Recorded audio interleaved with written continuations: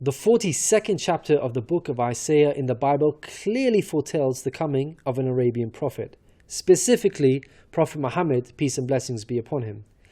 Isaiah describes itself as a prophecy about the future. The former things have taken place, and new things I declare. Isaiah describes a very special person that God will send. My servant, whom I uphold, my chosen one in whom I delight. At least 3 of the names of the Prophet Muhammad are mentioned: servant, chosen one, and in whom I delight. Prophet Muhammad is known as God's servant. In Arabic, Abdullah. Chosen one is Mustafa in Arabic. This is another of the names of the Prophet Muhammad. The one in whom God delights in shows that this person is beloved to God. Habibullah in Arabic, which means beloved of God, also happens to be one of the Prophet Muhammad's names.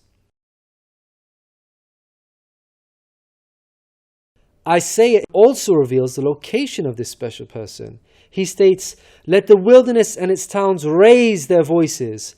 Let the settlements where Kedar lives rejoice." Out of all the nations on earth, he chose to highlight Kedar's location, so we should pay special attention. Throughout the Bible, Kedar and his sons are linked to Arabia. For example, the book of Ezekiel tells us that Arabia and all the princes of Kedar were your favorite dealers in lambs, rams, and goats. In these they did business with you.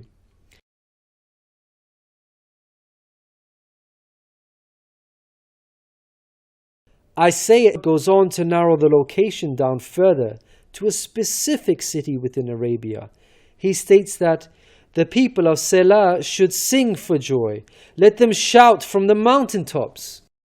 The place Selah pinpoints the exact location in Arabia. The place being spoken of is the city of Medina in Saudi Arabia, because Selah is the name of a famous mountain in Medina. Medina was the city of the Prophet Muhammad.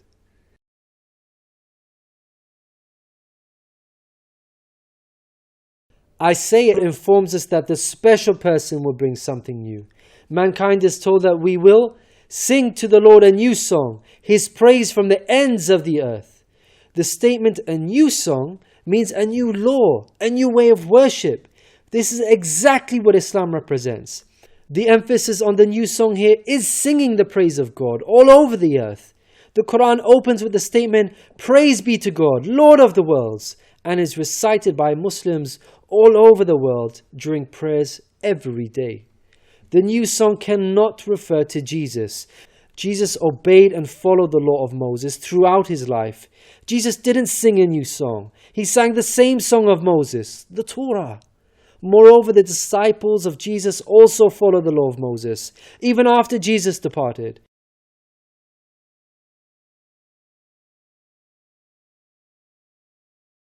Isaiah emphasizes the universal mission of the coming person by mentioning that he will be made a covenant for the people and a light for the Gentiles.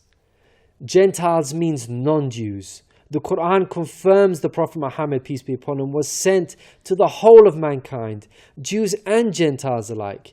In the Qur'an, God tells us, "We have sent you, O Prophet, as a bearer of glad tidings and a warner for the whole of mankind, but most people have no knowledge."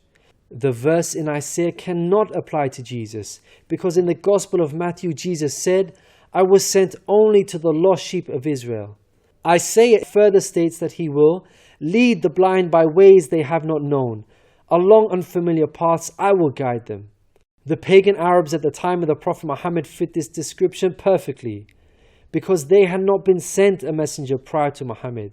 The Qur'an bears witness to this. God states that Muhammad was sent to warn a people to whom no warner has come before. The verse in Isaiah cannot apply to Jesus, because his people, the Israelites, had already received a multitude of prophets from God. Isaiah emphasizes that this special person will be sent to those who trust in idols, who say to images, "You are our gods." The whole of Arabia at the start of Muhammad's prophethood consisted of idol worshippers. Again, this cannot be a reference to Jesus because his people, the Israelites, were monotheists and not idol worshippers. Moreover, Jesus explicitly told his disciples to stay away from the idol-worshipping Gentiles, the exact opposite of Isaiah. The Gospel of Matthew tells us that these 12 Jesus sent out with the following instructions: do not go among the Gentiles. Isaiah states that this special person will be a warrior and will go forth as a mighty man. He shall stir up jealousy like a man of war. He shall cry, yea, roar. He shall prevail against his enemies. Throughout history, God has dealt sternly with those who are sent guidance and persist in disbelief. Prophet Muhammad, peace be upon him, had to engage in many battles with the idol-worshipping enemies of God and ultimately prevailed against them. By comparison, Jesus did not triumph over his enemies. According to Christians, he was crucified by them. Moreover, Jesus wasn't interested in fighting. He was not a man of war. He was a pacifist, according to the Bible. He said such things as, "For all who draw the sword will die by the sword," and "My kingdom is not of this world. If my kingdom were of this world, then would my servants fight."